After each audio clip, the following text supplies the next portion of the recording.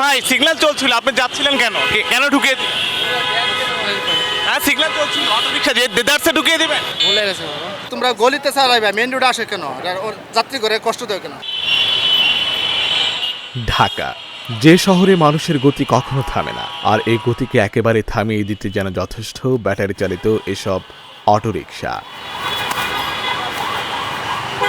দেশের পরিবহন খাতে নীরবে যেন ঘটে গেছে এক বিপ্লব। ব্যাটারি চালিত অটোরিকশা, যাকে কেউ বলে সময়ের দাবি, কেউ বলে রাস্তার নীরব আতঙ্ক, পরিবেশ বান্ধব প্রযুক্তির সঙ্গে অদক্ষ ব্যবস্থাপনার এমন এক মিশ্রণ, যা আজ নীতি নির্ধারক, বিশেষজ্ঞ এবং সাধারণ মানুষকে বিভক্ত করে ফেলেছে।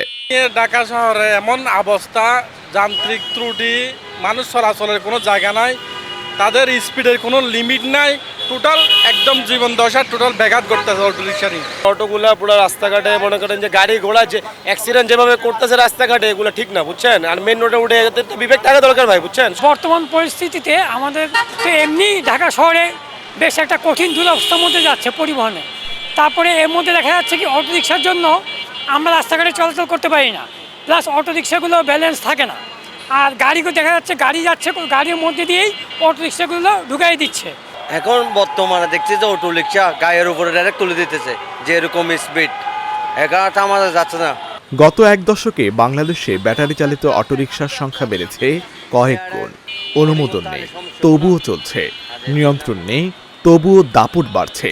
প্রশ্ন উঠছে, এই নীরব যান কি দেশের অর্থনীতিকে বাঁচাচ্ছে, নাকি সড়ক নিরাপত্তাকে ঝুঁকিতে ফেলছে?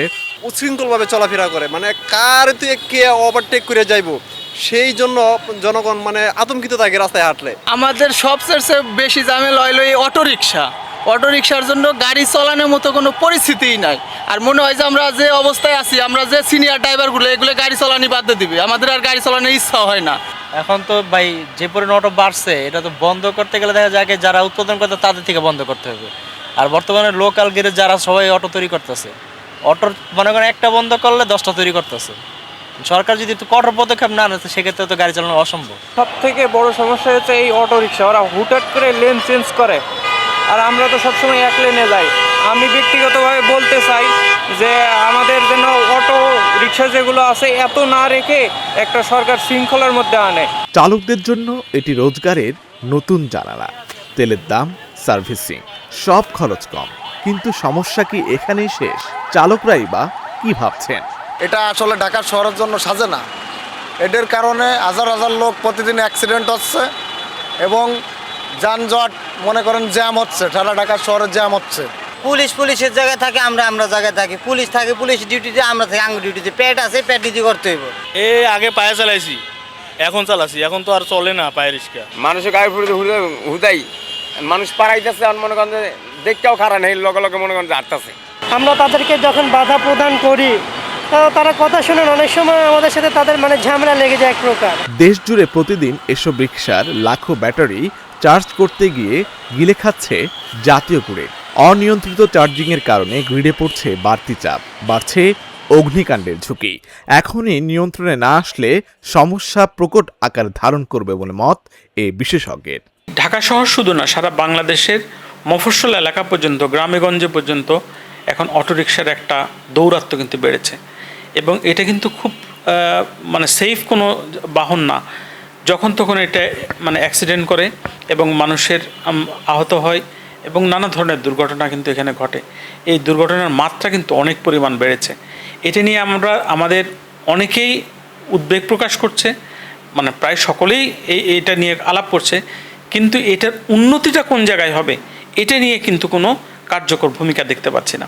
আরেকটি বাস্তবতা ট্রাফিক জ্যাম। ট্রাফিক পুলিশের হিসাব বলছে শহরের জ্যামের বড় একটি কারণ অনিয়ন্ত্রিত এই রিক্সা চলাচল। যে কোনো রাস্তা ধরছে, যে কোনো জায়গায় থামছে, এমনকি হাইওয়েতেও নামছে জীবনের ঝুঁকি। আগে দেখতাম রাজধানীতে মানুষে বলে টাকা উড়েন, এখন দেখতেছি রাজধানীতে রিক্সা উড়ে সিঙ্গেল চারে এসে গাড়ি মেরে দেয়।